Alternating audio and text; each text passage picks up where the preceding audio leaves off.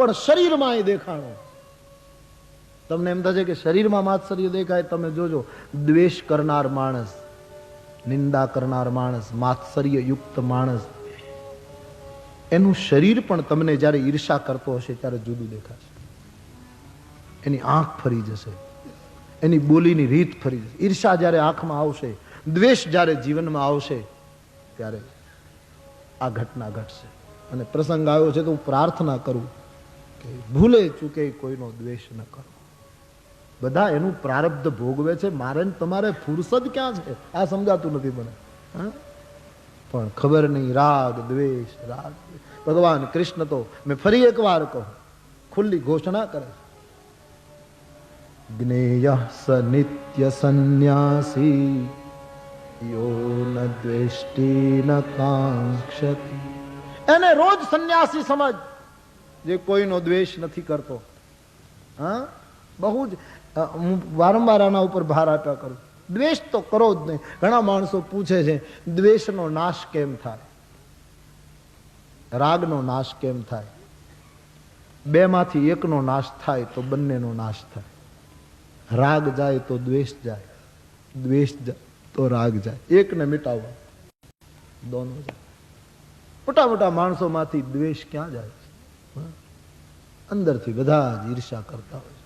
બીમાર, બહુ બીમાર લોકો છે.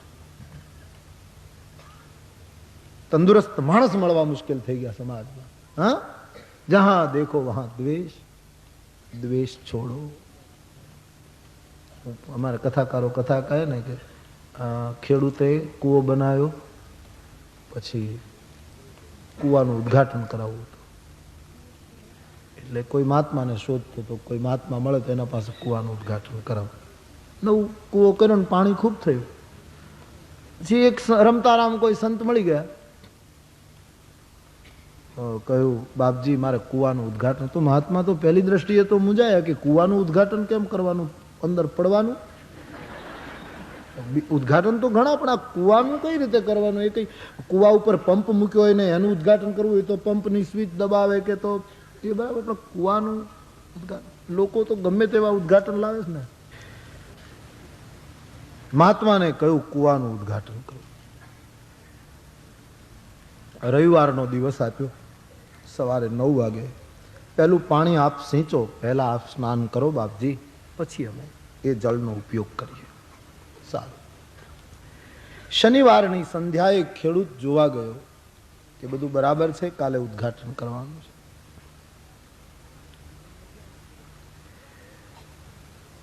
જોવા ગયો તો આજુબાજુના ખેડૂતોએ મળીને એને કહ્યું ભાઈ તમે 2 દિવસથી આવ્યા નહીં, આ તમને દુર્ગંધ નથી આવતી? બોલે હા ખૂબ દુર્ગંધ આવે. શું છે? બોલે આ કૂવામાં 2 કૂતરાઓ લડતા લડતા પડ્યા, મરી ગયા અને સડી ગયા.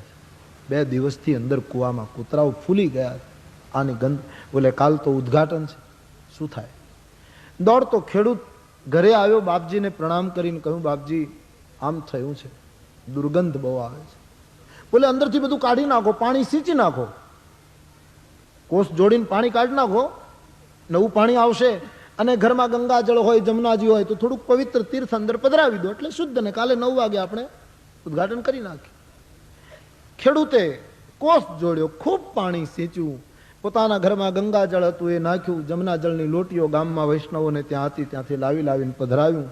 અને સવારે 9 વાગે મહાત્માજીને લઈને ગયા ઉદ્ઘાટન કરાવવા માટે, પણ દુર્ગંધ ન ગઈ. મહાત્માએ પૂછ્યું ભાઈ તમે પાણી સિંચ્યું? બોલે હા બાપજી કોસ જોડ્યો હતો, પવિત્ર તીર્થો અંદર પધરાવ્યા, તો પછી આ દુર્ગંધ? બોલે ખબર નહીં. મહાત્માએ પૂછ્યું અંદર કૂતરા પડી ગયા હતા એ કાઢ્યા? બોલે એ તો નથી કાઢ્યા. બસ મારા અને તમારા જીવનનું આ જ રહસ્ય છે. મેં તમે ઘણું બોલ્યા, ઘણું કહ્યું, ઘણી વાતો કહી, ઘણો ઉપદેશ આપ્યો, ખૂબ અંદરથી ઉલેચ્યું, ખૂબ ગંગાજળ પીધું, જમનાજળ પીધું, પવિત્ર તીર્થોના જળ પીધા, પણ રાગ અને દ્વેષના સડેલા કૂતરા જીવનના કૂવામાંથી કાઢ્યા નહીં. અને પરિણામે આટલું કરવા છતાંય આ જીવન દુર્ગંધ મારે છે. રાગ દ્વેષના કૂતરાઓને કાઢો. એટલા માટે ભગવાન બોલ્યા છે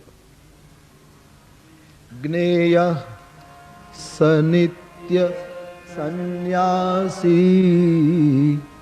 યો ન દ્વેષ્ટિ ન કાંક્ષતિ, કોઈનો દ્વેષ નથી કરતો એ રોજ સંન્યાસી છે.